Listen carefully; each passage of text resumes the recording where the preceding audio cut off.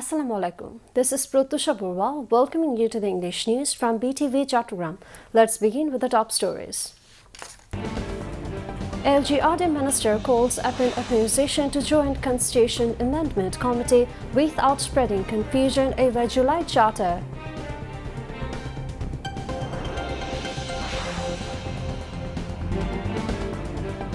About 140 crore taka embezzled in 2022 World Cup football broadcast, says Information and Broadcasting Minister.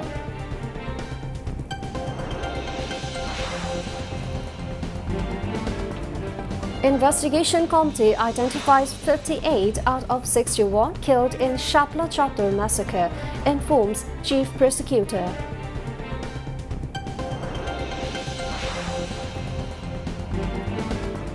OMS program starts in 5 flood-hit districts as Prime Minister Tareq Rahman gives utmost importance to rehabilitation, says State Minister for Land.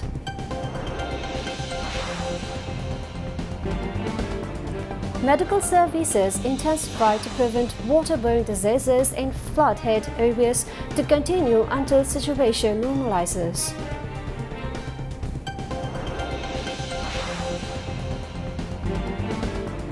Vegetable prices increase as flood impact on Chattogam's kitchen market.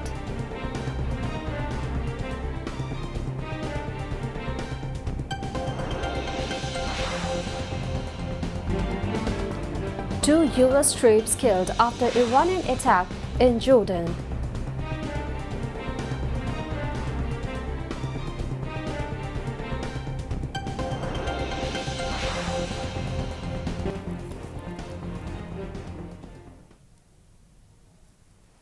Viewers, those were the top stories. Now moving on to the details.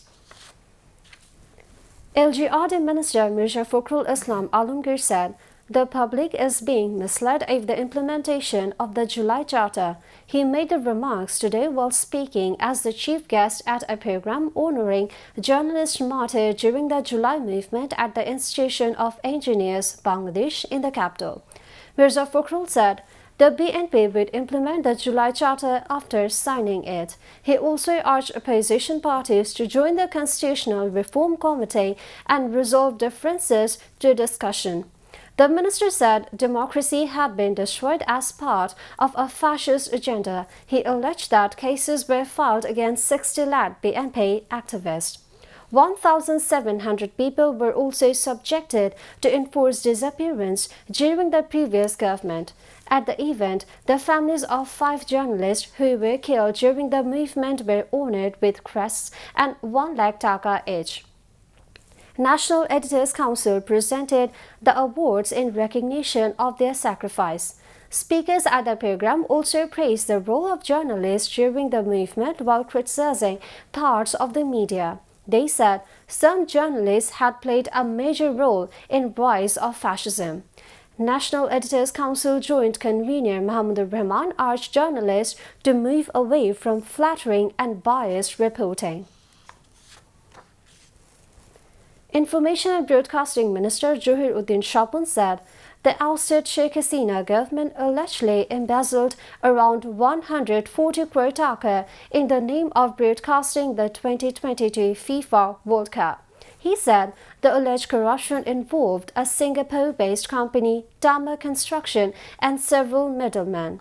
Speaking at a press conference at the Secretariat today, Johiruddin Shapun said BTV directly purchased the broadcasting rights for this year's World Cup from FIFA. As a result, the government saved public money instead of spending extra. He added that the alleged corruption related to the 2022 World Cup is currently under investigation. According to the minister, this time, the government avoided unnecessary spending and ensured cost saving. At the press conference, BTV Director General Mahbub Alam said, BTV's direct agreement with FIFA to broadcast the World Cup is a rare achievement. He hoped that the people would see more such initiatives from BTV in the future. The Information Minister also said that, like the previous World Cups, Argentina and Brazil remains the most popular teams among Bangladeshi football fans. He also said the government will look at ways to use the popularity of Argentina and Brazil to promote football in Bangladesh. The investigation agency of the International Crimes Tribunal has found evidence that 61 people were killed during the Hifazat-e-Islam rally at Shapla Chatur in Motijhel in the capital on 5 May 2013. Speaking at a press briefing today after receiving the investigation report, ICT Chief Prosecutor Aminul Islam said 58 of the victims have been positively identified. Briefing reporters on the progress of the case, he said the investigation agency has not yet disclosed the full list of accused in the interest of ongoing arrest operations. However, he indicated that the number of accused could be 41 or more. Meanwhile, a delegation from Hifazat-e-Islam, including Senior Naibe Amir Abdul Hamid and Joint Secretary General Maulana Muhammadul Haq, met with Chief Prosecutor to discuss the progress of the case. During the briefing, Mamunul Haq said he was generally satisfied with the draft investigation report prepared by the investigation agency. He added that the delegation had requested some revisions to the report. Dhaka University Central Students' Union (DACSU) organized the second international conference on July Revolution at the University's Senate building on today. The theme for this year's conference is Legacy of July Revolution 2024: Accountability, Reforms and Future of Bangladesh. The discussion focused on the political, social, economic, legal and institutional impacts of the revolution. Local and international researchers, teachers, policymakers and civil society representatives exchanged views on the reforms needed to build a democratic, accountable, inclusive and wide-based Bangladesh. Experts detailed mechanisms to rebuild core state institutions such as the Judiciary, Election Commission, law enforcement and civil bureaucracy to ensure they serve the public. The government has launched an open market sale (OMS) program today to provide low-cost rice and flour across flood-hit Chattogram, Sylhet and 3 hill districts. State Minister for Land and Chittagong Hill Tracts Affairs Barrister Mir Muhammad Hilal Uddin inaugurated the OMS program at Mashuri Bazar in Mahalchuri Upazila of Khagrachuri today. State Minister said the initiative aims to ensure swift recovery for flood-affected populations, adding that the subsidized food program will expand nationwide starting next month. Later, Mir Muhammad Hilal Uddin distributed assistance to the flood-hit people in Khagrachuri on behalf of Ministry of Chittagong Hill Tracts Affairs. Speaking with reporters, the State Minister said Prime Minister Tareq Rahman is closely monitoring the marginalized population and prioritizing their swift recovery by ensuring the government stands during disasters. The government has directed relevant institutions to suspend microfinance loan collections, waiving at least 1 month of NGO installments and interest for affected borrowers, he added.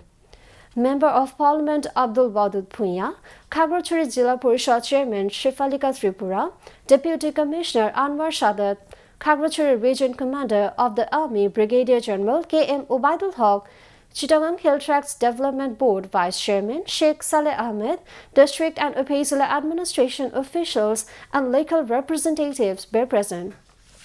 Meanwhile, Barrister Mir Muhammad Hilal Uddin distributed relief to families hit by heavy rains and landslides in the premises of Chongrakchuri Primary School in Khagrachuri. Later, State Minister Barrister Mir Muhammad Hilal Uddin met with senior officials, political leaders and dignitaries in a view-exchange meeting on the overall affairs of the district at the Khagrachuri Circuit House. Millions of people in the Chattogram South District have been affected by the floods due to recent incessant rainfall this month. The people of Shatkania, Bashkhali, Jandunaish and Lohagara have been the most affected by the heavy rains for 10 days. In addition to the rehabilitation after the floods, there is a risk of waterborne diseases. Chattogram District Civil Surgeon said, considering this risk, the medical services for the people affected by the floods will continue until the situation improves after the floods. Although the flood water in upazilas of South Chattogram has receded, the issue of providing health services to the flood-affected people is now an important issue. The upazila complexes have formed special medical teams and provided health services to the affected people since the start of the floods. The Chattogram District Civil Surgeon's Office sources said 500 patients are suffering from waterborne diseases and other diseases in the floods. 17 medical teams provided health services in the flood-affected areas during the floods. Treatment was provided through 26 mobile medical camps. Now the challenge is to deal with the next situation. About 123 people were bitten by snakes in the floods, but no one died as there is adequate medicine for snake bite patients in the upazila health complexes. Physicians advise everyone concerned to be aware of diarrhea and skin diseases as well as sanitation in the post-flood situation. Although the recent floods have damaged agricultural land and communication systems in various areas of Chattogram district, the supply of most daily commodities is still normal in the Pahartoli market. Traders said the prices of rice, pulse, edible oil and sugar are the same as before. However, there has been some impact on the prices of vegetables, as the vegetables cultivating lands have been damaged in the flood and transportation costs have increased. The prices of some vegetables have increased by Taka 10 to 20 per kg. The same scenario has been seen in the fish and meat market. Buyers complain that some traders are taking advantage of the flood to charge extra prices for fish and meat, although the price of most products are still at tolerable level. Market stakeholders said there has been no major price instability as products are being supplied from different parts of the country. However, customers have demanded that market supervision be strengthened to keep the situation normal. Now, international news.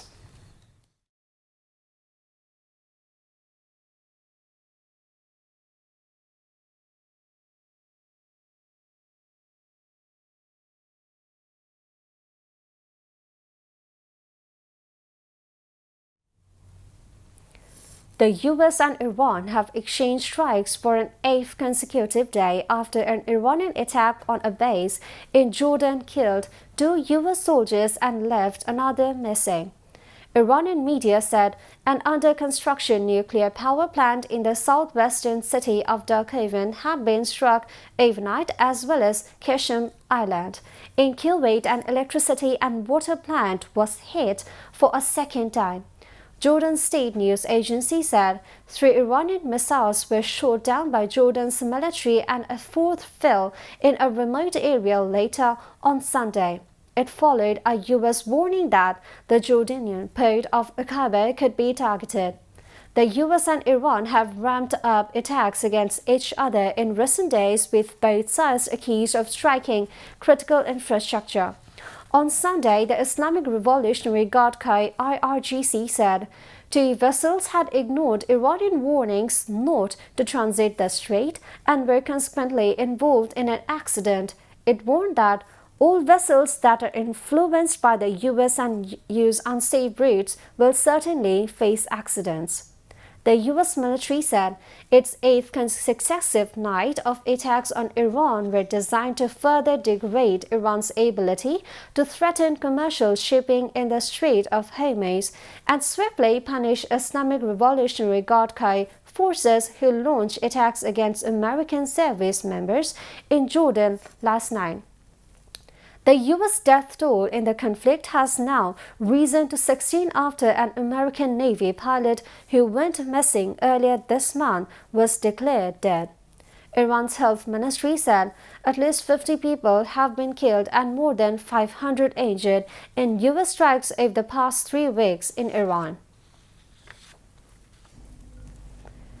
flash floods have killed at least 4 people and left 4 others missing in a mountainous village in Vietnam. Vietnam state media reported on Saturday that the incident occurred in the early hours of Friday in Muang Than village in the northern province of Raater. The Vietnam news agency reported that the incident occurred after days of heavy rains in various parts of the country's north. According to the country's disaster management agency, heavy rains have caused landslides and flash floods since Wednesday, damaging roads, power lines, and hundreds of homes. In addition, 238 hectares of crops in the north have been submerged. The agency has issued warnings of more flash floods and landslides.